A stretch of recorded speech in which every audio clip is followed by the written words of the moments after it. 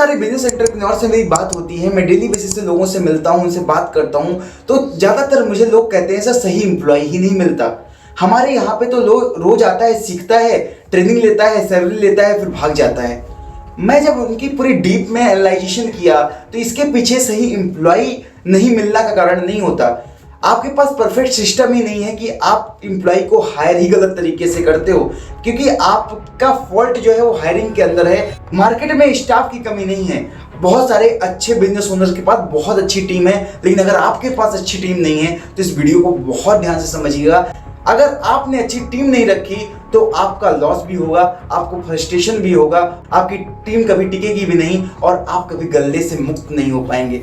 क्योंकि बिजनेस के अंदर सबसे पहले धंधा बाद में खड़ा होता है, पहले बंदा खड़ा करना पड़ता है।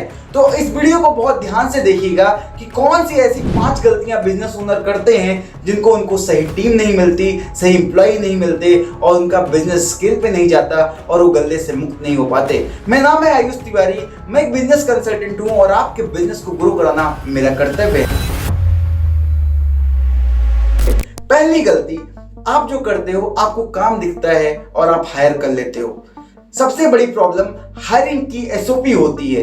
हायरिंग करते समय आपको प्रॉपर देखना है कि किस काम के लिए मुझे कौन सा एम्प्लॉय चाहिए। जब भी आप किसी एम्प्लॉय का इंटरव्यू लो तो 4 चीजें देखो। सबसे पहले उसका पोटेंशियल, आगे बढ़ने की ताकत क्या है, पीछे की परफॉर्मेंस, उसने पीछे जिस कंपनी में उसने काम किया है, जहां पे भी उसने काम किया है तो उसकी परफॉर्मेंस क्या रही है, उसको स्किल, जिस चीज के लिए आप हायर कर रहे हो उसकी स्किल है कि नहीं है। सबसे बड़ी चीज होती है विल पावर, इच्छा शक्ति। जिसके अंदर इच्छा शक्ति नहीं है, कितने भी अच्छे एम्प्लॉय को लेकर आओ काम नहीं करेगा। सबसे पहले आपको बहुत जो ध्यान देना होता है, ये 4 चीजें ध्यान देना होता है। आपको आगे की पोटेंशियल, पीछे की परफॉर्मेंस, स्किल और विल बहुत ध्यान से देखना है। इसको इंप्लीमेंट करने के बाद आपको ये जो प्रॉब्लम आती है हायरिंग की, ये कहीं ना कहीं आपकी सॉल्व होगी। दूसरी जो गलती करते हो, जीडी ना बनाना। जीडी मतलब क्या होता है? Job description.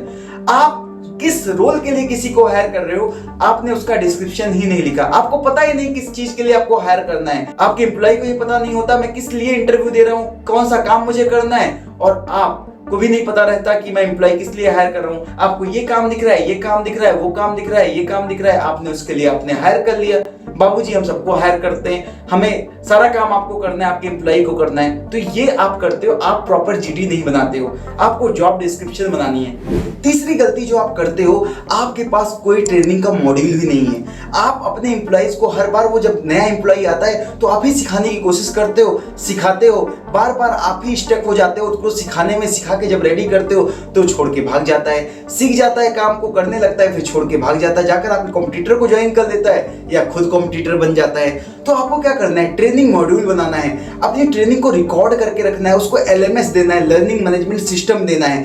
आपको स्किल्स, जिस चीज के लिए आप काम करा रहे हो उसके लिए आपको लर्निंग मैनेजमेंट सिस्टम तैयार करना पड़ेगा। चौथी गलती जो करते हो, आप अकाउंटेबिलिटी नहीं ट्रैक करते। हर एम्प्लॉय का आपको ट्रैक रिपोर्ट बनाना है, डैशबोर्ड बनाना है। आपके एम्प्लॉय को आप 20,000 रुपए सैलरी दे रहे हो, आपका एम्प्लॉय 20,000 का काम करके दे रहा है कि नहीं दे रहा है, आप यही ट्रैक नहीं कर पाते हो। आप यही नहीं ट्रैक करते वो काम कर रहा है नहीं कर रहा है, वो आपको बताता है बाबूजी काम हो गया, आप समझ लेते हो कि हाँ भाई काम तो कर दिया उसने, लेकिन जो आउटपुट आप निकालना चाहते हो, एक एम्प्लॉय से 4 एम्प्लॉय का काम कराना चाहते हो, 4 एम्प्लॉय मिलकर एक का काम नहीं कर पा रहे हैं। तो सबसे पहले आपको क्या करना पड़ेगा? आपको ट्रैक रिपोर्ट बनानी पड़ेगी, आपको आरपीसी डैशबोर्ड बनाना पड़ेगा, आपको परफॉर्मेंस डैशबोर्ड बनाना पड़ेगा। 5वीं गलती क्या करते हो आप एम्प्लॉय का विजन ही क्लियर नहीं करते। आज के टाइम पे बता दूं, सैलरी के लिए कोई काम नहीं करता। 10,000, 20,000, 50,000 सैलरी कोई भी दे देगा, लेकिन आपके यहाँ पे मैं अगर जॉब कर रहा हूं तो मेरा ग्रोथ पाथ क्या है?